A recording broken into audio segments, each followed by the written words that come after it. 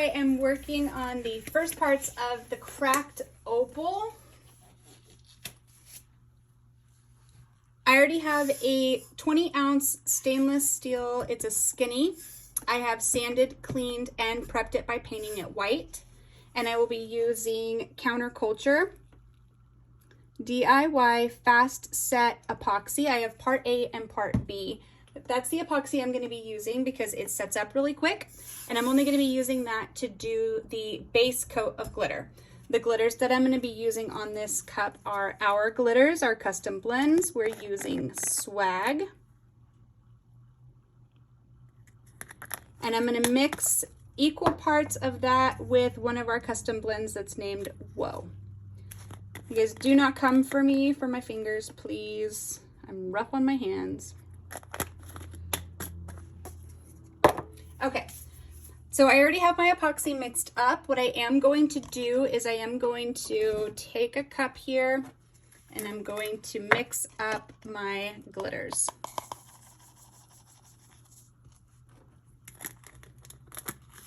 Keep these close by just in case I end up needing more. Okay.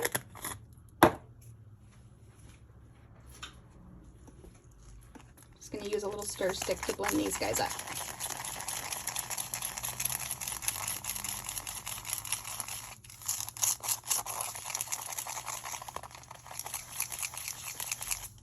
That made a really, really gorgeous opal blend that's going to be really striking on this cup. Alrighty, so I'm going to turn this guy on and I am going to apply the epoxy quickly because this stuff sets up so fast I'm going to lose my work time. So let me get this on there.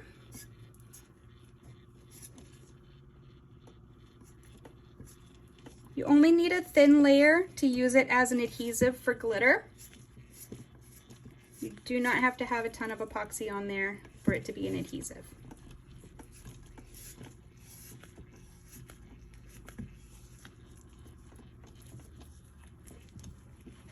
Okay, make sure I get some on the bottom.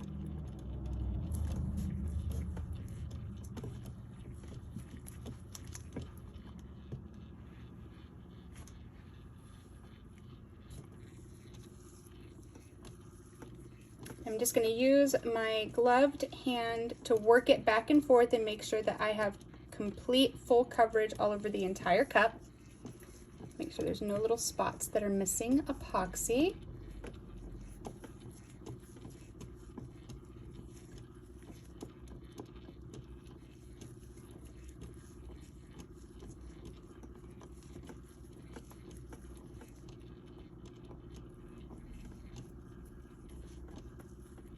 All right, looks like we are in business. I'm not too concerned with micro bubbles in this layer. I can't see them anyways, and this epoxy is gonna be covered in glitter. So.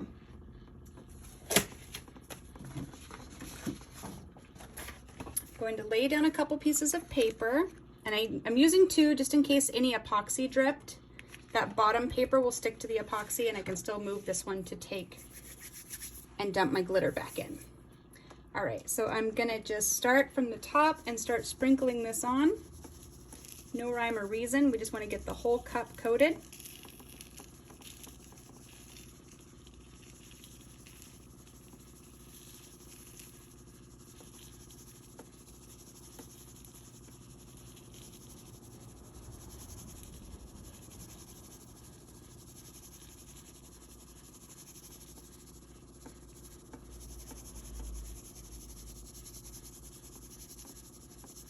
And I'm going to continue sprinkling this on there for a few turns, just because as it starts soaking into the epoxy underneath, it becomes sticky on the surface, and I want to make sure that my glitter application is the same throughout. Like if you have places where you have a bunch of epoxy gooped up and it soaks through, the texture of your glitter changes. So I want to make sure that overall the texture of the glitter is the same throughout the entire cup.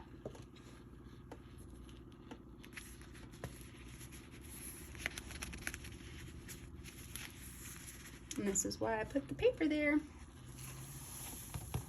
Goes back in the cup. There's a big old piece of glitter sticking off there.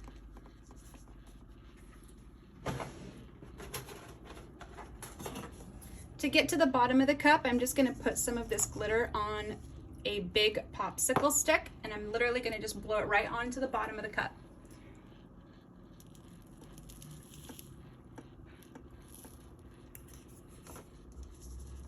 Got more if you need a little more.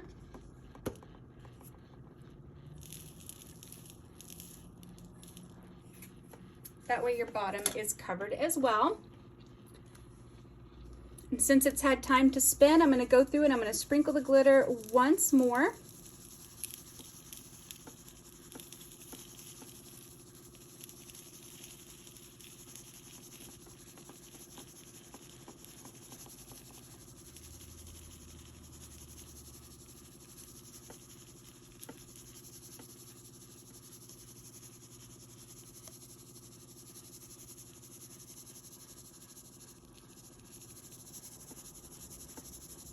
Just until my cup is empty. Just keep sprinkling it until there's no more left in the cup. Get that big piece off of there.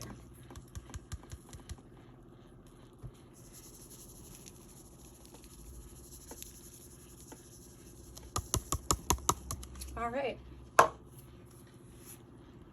There we have it, guys. So this is going to be the base for the cracked opal cup that I'm really, really excited to share with you guys. Super fun, super easy technique that is extremely rewarding. I think you guys are really going to enjoy this one. So make sure you tune in for the next part. Can't wait to share the final result with you guys. Hi guys, welcome back. So since the first part of this video where we applied the glitter mixture onto this cup, I did put one thin coat of epoxy. For time's sake, I didn't film that part. But this is the same glitter cup that we did in the first part of the video. It just has one coat of epoxy on it. You can see as it turns, it's got some little spiky bits here. It's not completely even. That is totally fine. This is just a buffer between the glitter and the paint. So the next part of this is going to be to do the sideways dirty pour. I say that loosely again because it's not dirty. We're not pouring all of the paints into a cup and then dumping them on. We're going to do them individually. I have a silicone mat. Can I say that like 20 more times? I have a silicone mat underneath my cup turning here. The paints are going to gather onto this silicone mat, and once they have dried over a couple days, I'm going to be able to peel them off and use them as an acrylic skin for another project. So think ahead when you're doing this. Make sure that you're putting something down, parchment paper or something down that the paint will peel away from. So the first color that I'm going to be using on this is Wipeout. It is in an 8-ounce squeeze bottle and it is mixed with Floetrol.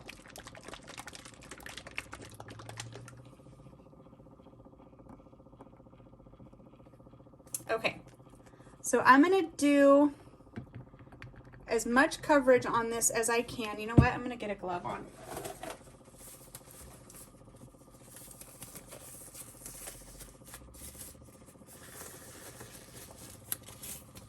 It doesn't work if you put it on backwards.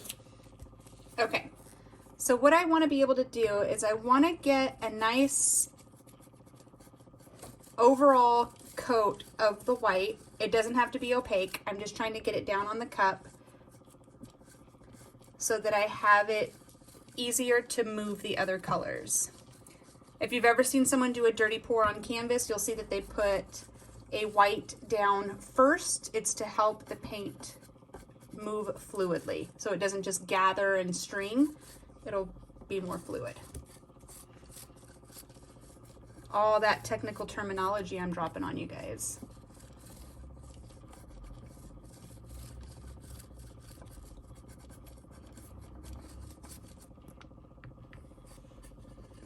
Alrighty.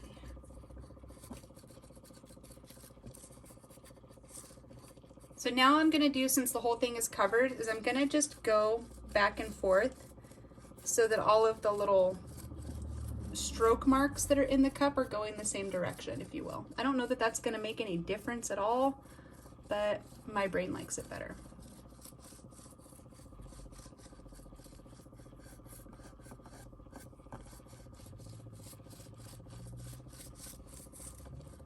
All right. So now comes the fun part. I'm going to go in and I'm going to start squeezing the paint in.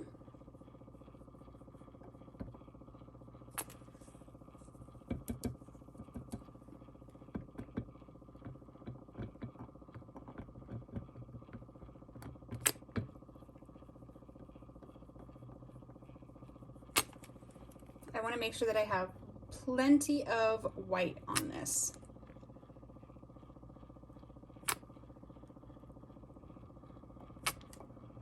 And like I said, any of the paint that drips off of it is going to be collected underneath and used for another project.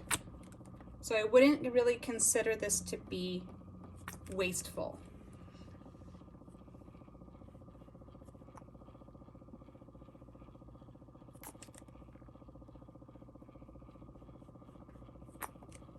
I'm going to kind of just keep going around with this until I feel like I have as much white as I'm wanting. I'm wanting it to be mostly covered in white, and then I'm going to just touch some of these spots.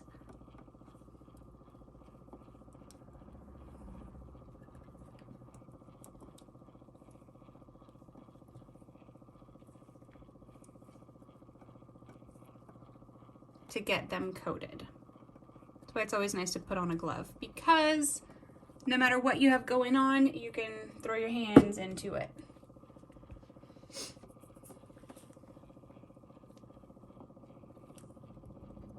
All right.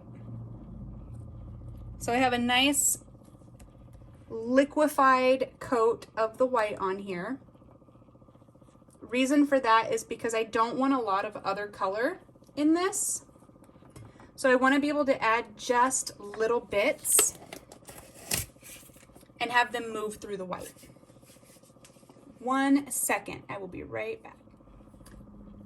Okay, so what I'm going to do now that I have all of that on there is I'm going to take my torch, good old light, and pop some of the bubbles.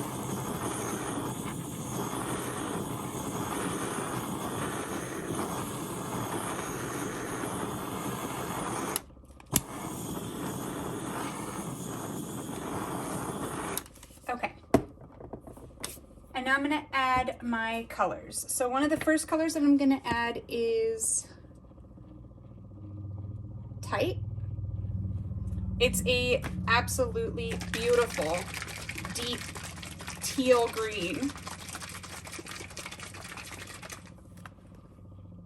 Ridiculously pretty.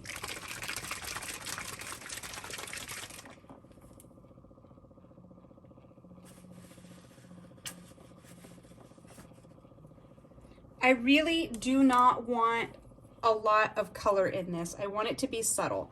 So I'm going to take a little stick here and I'm just going to touch this. I'm actually going to squirt a little bit right here. I know you can't see that, but I'm squirting a little bit of the paint on the side here. And I'm going to dip my stick in there, and then I'm going to just touch periodically on top of this white.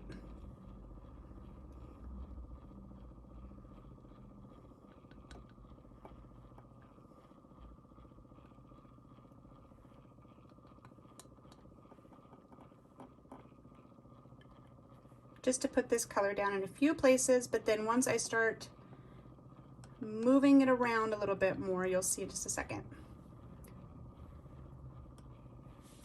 There we go. So we have that. I'm going to do the same thing with this green, which is called Swell.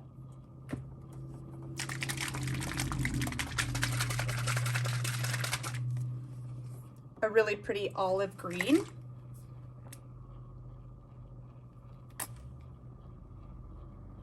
Putting some down on my mat here. I'm going to wipe my stick off on a paper towel. to reuse it. I'm going into that green. I'm going to put some of that next to the other green. Touch on the bottom.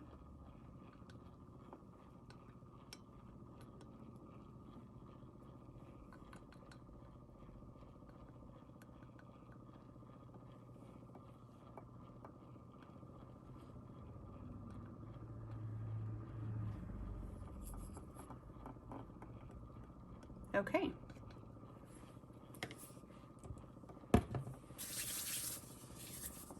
Now what I'm hoping to be able to do here with this is I'm hoping that I can take some opalescent pigments and put them on here and then use the white again to really move this around. That's what I'm hoping is going to happen. So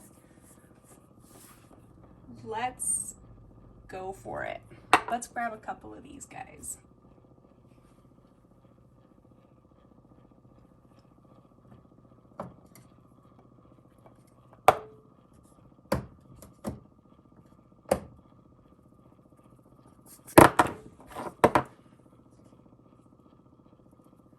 Okay, so I have Conga, which is a chameleon from Woody's Goodies.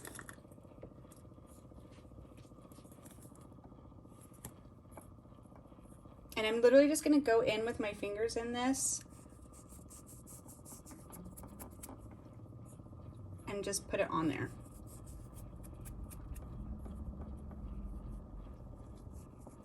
Not a whole lot of rhyme or reason. I just want it to stick to that paint. And the extra little foofs on there, those will blow off in a second. I'll show you. So I'm going to use Cover of the Rolling Stone. Another gorgeous chameleon. These colors will be different whether your base coat is white or black. So depending on your base coat,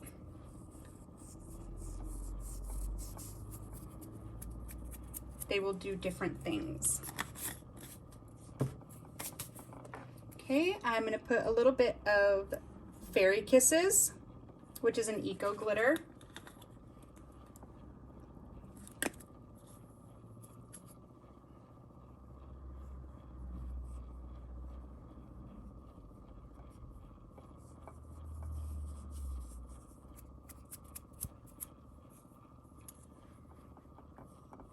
This looks rough, right? You guys are looking at this going, what the hell is going on? But if this works the way my brain is telling me it's gonna work, it's gonna be epic. Okay, now I'm gonna use these little flakes because the glitter that I have underneath is this really pretty, shifty, holographic yumminess. So I'm gonna use, this is a rough one to get the name of. It says, Say My Name, Heisenberg, and it says you're GD right. So this is Heisenberg, also from Woody's Goodies, and it is a opal flake.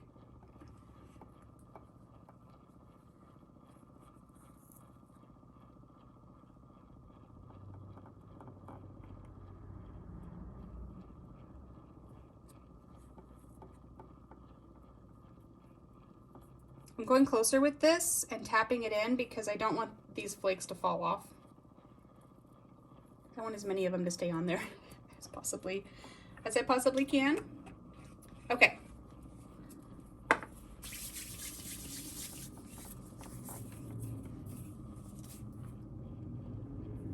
This is where the pour part would come in. Normally I would have like be dumping a ton of colors on this so that they all meld together. I'm going to go through and just start adding some more of the white. And that's going to encourage it to run and spread and do fun things.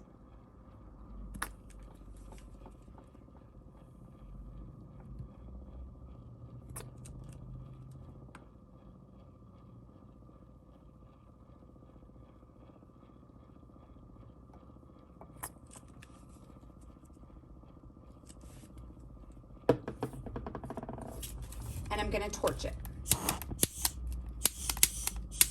Maybe.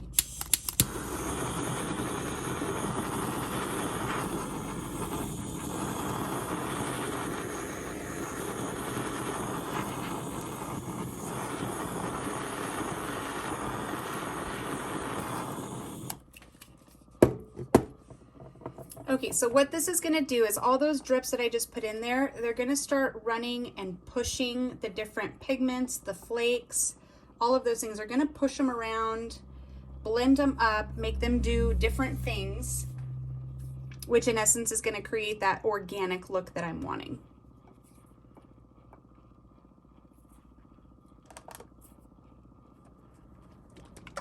If you're creating one of these, you're gonna have to just watch your cup and trust your instincts, because this is not an exact science. And during the process, it's not going to look very good. You have to trust it. Because we both know that there's glitter underneath here. So getting this interesting myriad of patterns on top here, and then once we do the next step where we're removing bits and pieces of this to show the glitter underneath, it's all gonna make sense.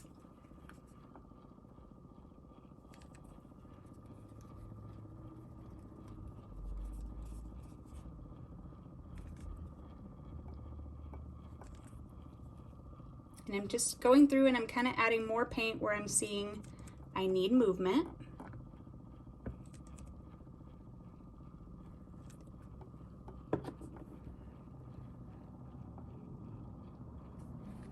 Now you can stop this from turning.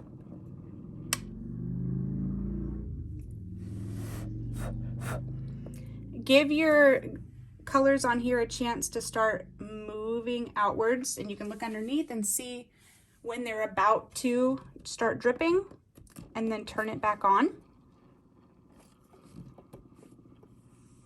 Watch for the full rotation.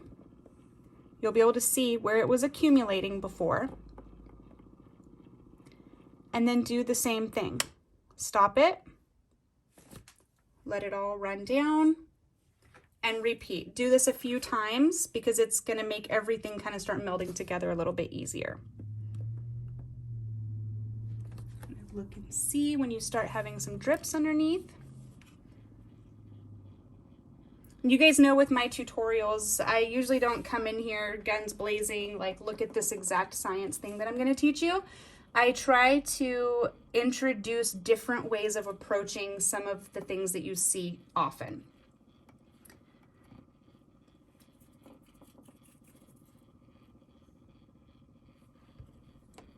Now something I want to do is I want to move these little flakes.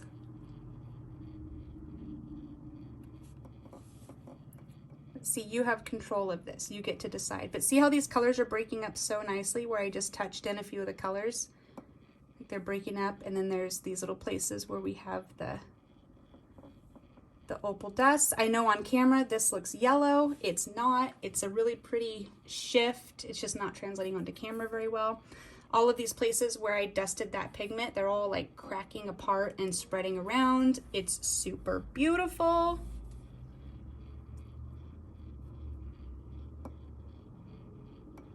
I'm not worried about any places where the micas and chameleons that I dusted on, I'm not worried about those being clumped up like that, because once this is dry, you can literally just take a little brush and dust it off. Not a big deal. I'm leaving them there because I can work with that. If I add more paint to that area, it's gonna move that around. Okay, so for sake of not making this video a million years long and boring you guys to death, I am going to call it. I'm going to continue watching this. I may or may not add more green. I may add more pigments, more of the colors that I showed you. I may play around with this a little bit more because I have no chill.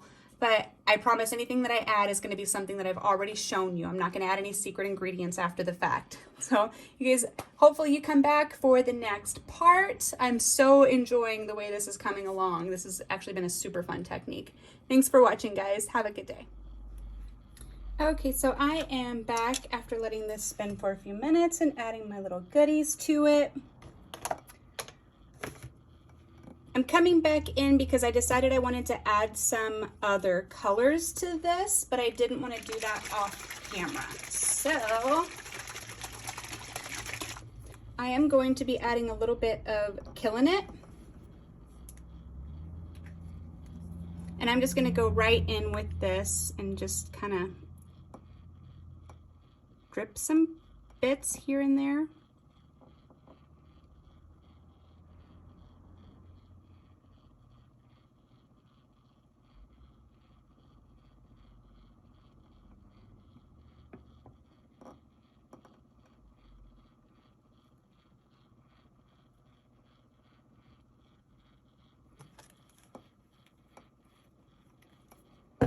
And just that one little drip that I put in has pushed the white that I have underneath. That's why I did such a thick coat of it. So it's going to start pushing it around and it's going to start letting it kind of flow and move. So I am going to stop it like I showed you before and let it start running down and collecting underneath. And then I'm going to start it up again. Wait for that full rotation.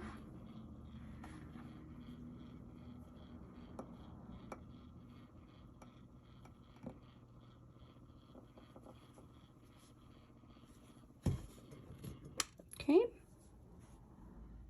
I'm gonna let this, I know it doesn't look like it's moving, but it actually is. It's just moving very slowly, which is what I want. Okay, once I start seeing the drips underneath, start it back up again.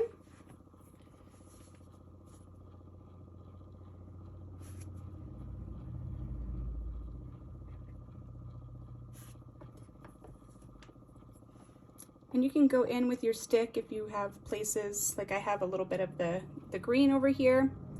You can just go in and kind of touch that a little bit if you want. You don't have to. You can dump the paint and go. You can also do this, like this is the process that I wanted for how I want this cup to look in the end, okay? You can also do this with multiple colors. So you don't have to go in and do the white all the way across the bottom like this.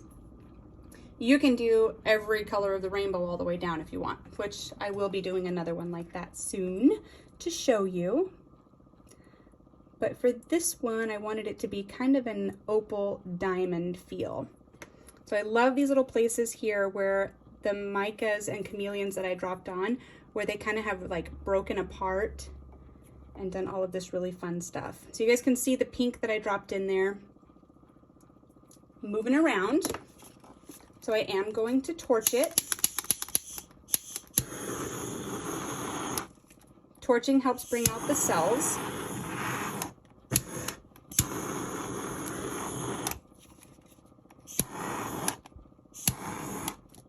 You can see the cells form there.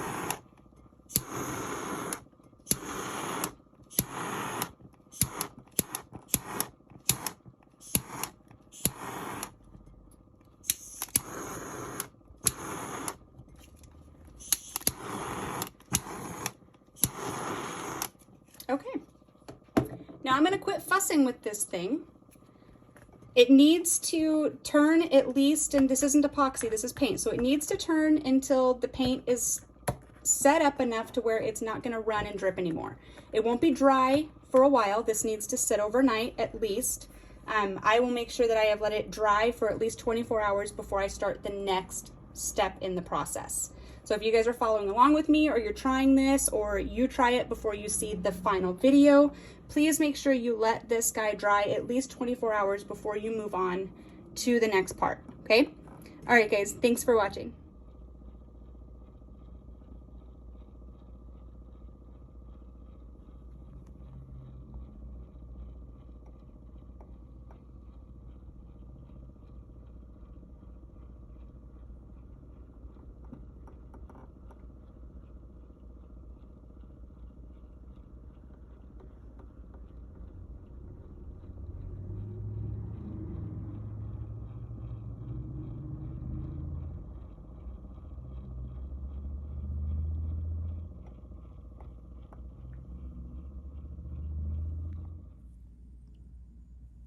Hi guys, welcome back for the excuse me, next part of our I don't even know what we're gonna call this. This is gonna be some kind of fractured opal goodness. I'll come up with an official name once I upload the video. So this is where we left off in the last part. It looks awful, right? So you're probably looking at this going, what the hell? That's okay. This is not the final product. So this is where it ended up. I know that I said in the last part that I wasn't gonna add any secret sauce after I got off the recording, but I did. I did take some gold and I did splatter a little bit of some gold mica on there. So you will see that. That is an after the fact addition. That's the only thing though, just a little sparkly gold. I believe it's Hobbit gold from Woody's Goodies, but I'll double check and link in the description. So what we're gonna do now, since this is set for 24 hours now, the paint is dry to the touch, but it's not fully cured. So I'm gonna use this little special guy. So I'm sure most of you have one of these in your craft drawer. It wouldn't surprise me, like if everybody that ever has crafted ever has one of these guys. This is what I ended up using on the last one. It worked really well. It's easy to manipulate. And I'm gonna show you exactly how we accomplished it. So let me grab this guy. So this is what we're gonna be doing, but on this opal one, I want my little sections of glitter to be larger. So in order to accomplish this, what I did is I took my little tool and I just gently, not hard, so I didn't dig into the epoxy, just gently scraped off the paint in sections. And I just would look at the cup and I would kind of follow like the grain of the pour where there were little places here, like I would follow around those to create a little bit of a fluid movement. So that's what I'm gonna do here. So let's see. First thing I do is I check the cup for any like ugly spots, I guess. Like, I don't know how else to say it. Like spots that I'm like, meh, I don't really like that spot. So I'll turn it around and I'll find spots that I just don't really care for, and I'll start removing the paint there first. And a lot of this is gonna brush right off, but. So just go in with the tip of your tool here. Be really careful not to like dig into the epoxy.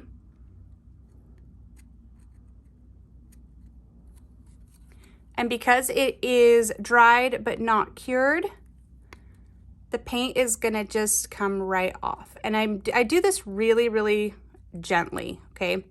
And I like this tool because then I can go in, like if I have a spot that's, doesn't want to focus there. If I have a spot where it's gathering up, I can literally use the same tool to just chop it right off.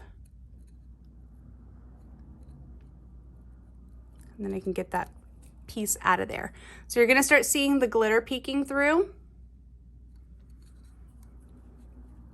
And I'm gonna just continue doing this in sections.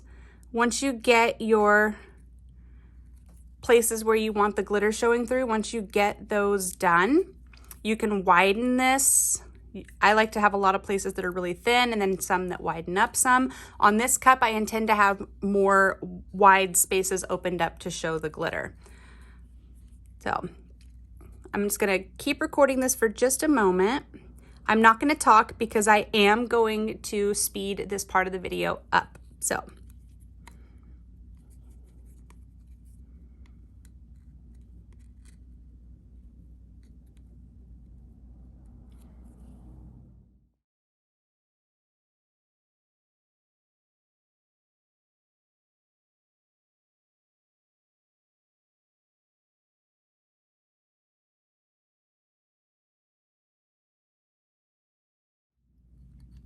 Okay, so I just did a quick little time lapse on there where I was removing, excuse me, I have allergies so bad, guys, I'm so sorry.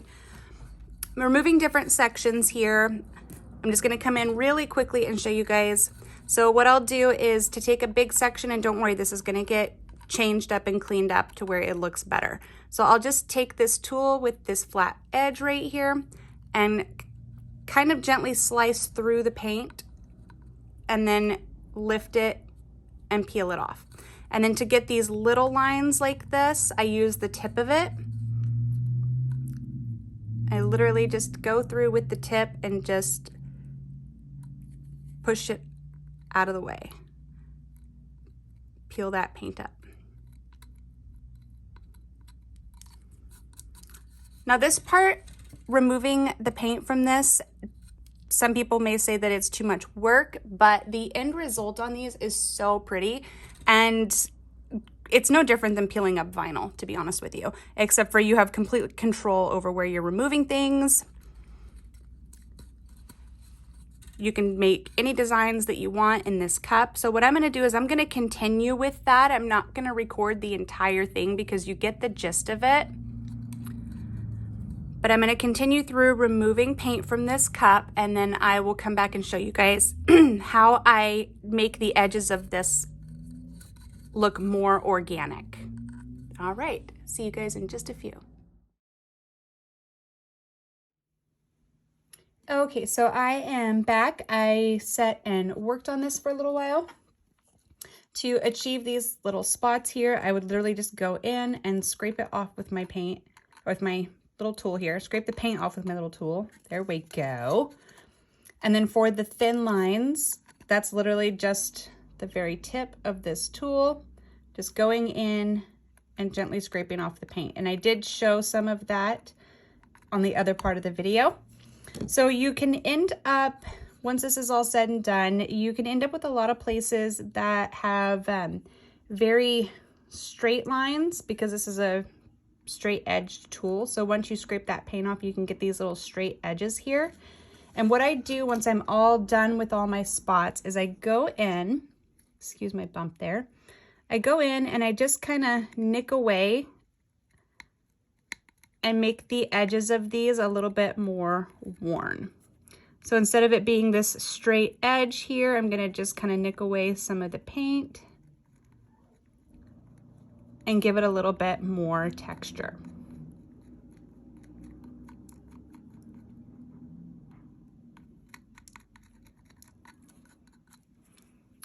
Easy as that. And you can do that anywhere. You can also use the back side of this tool. You can go in, let me find a spot here. We'll go in right here. So you can go in with the back side of this tool, and it gives you just a little bit more of a broader edge to kind of nick away at some of that paint. And it's going to give you that tattered edge, which looks more realistic when it comes to things being cracked open. Okay, so the next step is going to be taking some rubbing alcohol and a Q-tip. I'm going to go in, and on these places here where I have removed the paint, you can see there's still a little bit of paint residue, because I do it gently to prevent scratching of the epoxy, but that's going to come right off with a Q-tip and some rubbing alcohol. So let me grab those items and I will be right back. Okay, so I have my jar of alcohol here. I keep it in a big jar because I'm constantly using it for stuff. I'm gonna have that kind of off camera here so that you guys can see what I'm doing on the cup. And then I have some just regular Q-tips. So I'm gonna go ahead and dip into the alcohol. So I dip into it, and then I'll show you here. I dip into it, and then I kind of run the Q-tip over the edge to get off the excess, so that once I start rubbing on the cup, it doesn't run everywhere. It won't hurt it, but I just don't want to make a big mess. Decide which end of the cup you're going to start at so that you don't lose track of where you are. So you're going to do the top and go all the way around, and then move down to a next section all the way around. That way you get every single surface. And this is going to be really, really simple. I'll start with the top here and show you, because I have some residue that's stuck in the uneven glitter. So I'm not going to try to get all of this off up here because I like the way it looks, but I am going to clean up the big parts of glitter that are showing. And the rubbing alcohol takes that paint right off. So let me see if I can give you a better view here that isn't out of focus.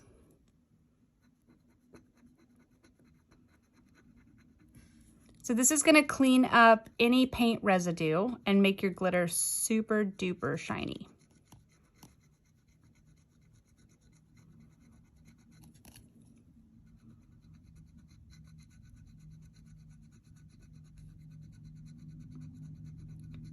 Easy peasy.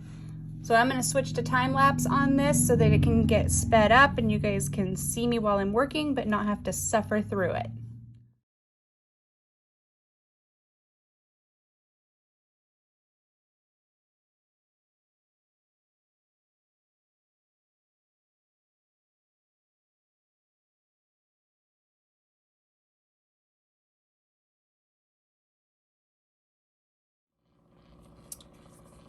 Okay guys, so now we have come to the final part. Previous parts I have shown how we poured the colors onto the cup, shown how we glittered the cup, then how we removed the little sections, cleaned it up with an alcohol dipped swab, and now it's all ready for its coat of epoxy. So I'm not putting any decals on this. I'm going to put the coat of epoxy on it so that everything is smooth and even. And then if you are designing something like this and you're going to want to put decals on, they would go on after this next layer of epoxy. So I already have my epoxy mixed up. I'm going to go ahead and apply that now. I am using Counterculture DIY Artist Resin.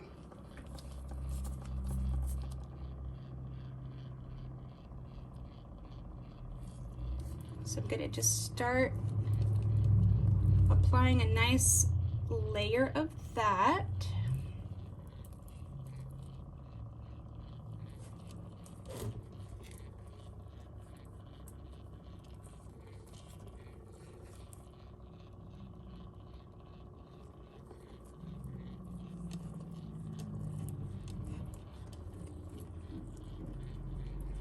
I'm going to make sure I'm covering every single part of this cup. All the way up to the very top.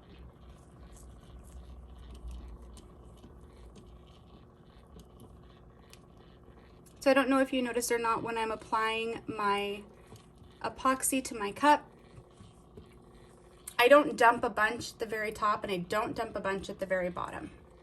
I dump it mainly towards the middle, and then I use my hand to walk that epoxy up to the top edge. That helps prevent it spilling over because there's not a large collection of it up there to run over the rim.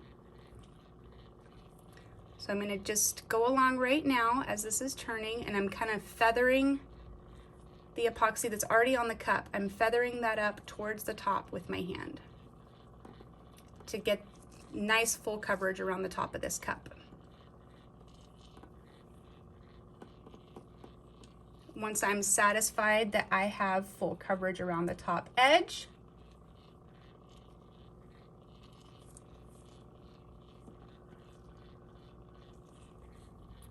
and I'll move and make sure that the middle is completely coated. And I just do that by wiping back and forth because you'll be able to feel your hand stall on a spot where there's no epoxy covering it. It won't glide. That's why applying with a gloved hand is my preferred method, because I can feel the epoxy. Okay, now that I've got the middle covered, I'm going to move down to this bottom edge.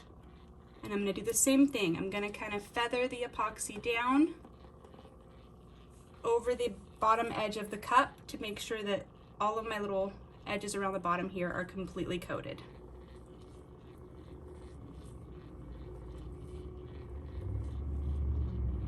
And then quickly across the bottom. You want to make sure that you don't get a collection of epoxy on the bottom. I know you can't really see the very bottom of my cup with this angle, but if you have a ton of epoxy pooling up on the bottom of your cup down here, you want to wipe that off, okay? Because as it spins, it's going to collect all of that extra epoxy into one spot on the bottom of your cup. That's going to cause you to have bubbles and uneven bottoms, little, I don't even know the right word for it. I want to call it a boob, a cup boob, but that's, that's not what it is. It's what it looks like though. You'll get a little mountain on the bottom of your cup. And it's so much easier to just pay attention to how much epoxy is collecting on the bottom of your cup to begin with, rather than to try and go in and cut down and sand down those bottoms after the fact. Trust me. So once I'm satisfied that I have complete coverage on my cup, and it's been spinning for a second, everything is evening out, I have a little bit of epoxy left in here. I'm going to take this and I'm just going to lightly drizzle it back and forth. Sorry, I know when the cup is in the way, it goes out of focus. Little drizzles back and forth.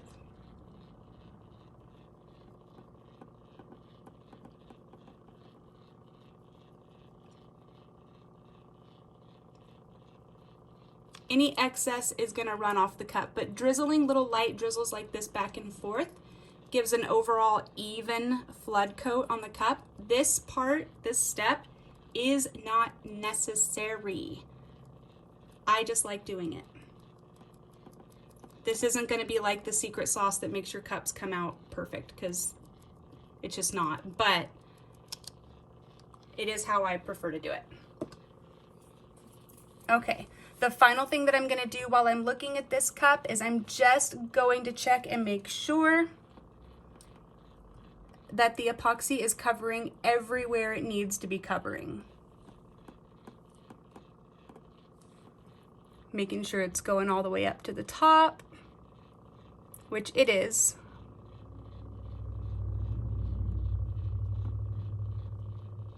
I'm gonna kind of just feather up a little bit more since I drizzled some of that epoxy on top.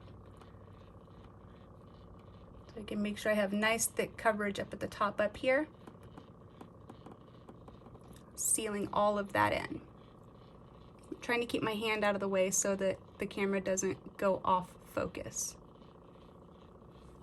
All right, the only thing that's left to do with this at this point in time, the very last thing that I do when I'm designing these cups is I run the torch over it to get rid of any bubbles, and I try to be careful not to overuse my torch. You can scorch the epoxy, and you can make it so that it's so runny that it thins out so significantly it all runs off and you just wasted that entire coat of epoxy. So I try to just kind of like burst over it, because a quick burst does pop the micro bubbles.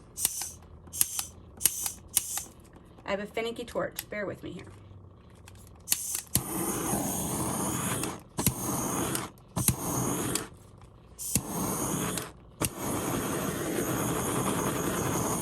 So I'm moving really, really quickly with my torch, not leaving it in any one spot.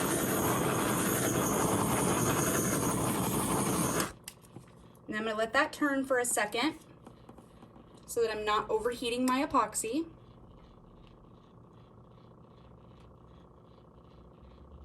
I'll give this just a couple minutes of turning and let that warmed up layer even out, and then I will torch it again.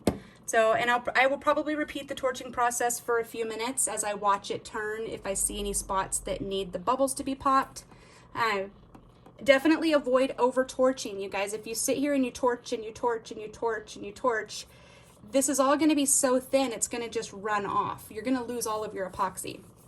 But if you torch a little bit, and then you give that time to kind of cool off enough to where it doesn't drip off, and then you torch a little bit more, you're going to get rid of all your bubbles without compromising the integrity of your epoxy.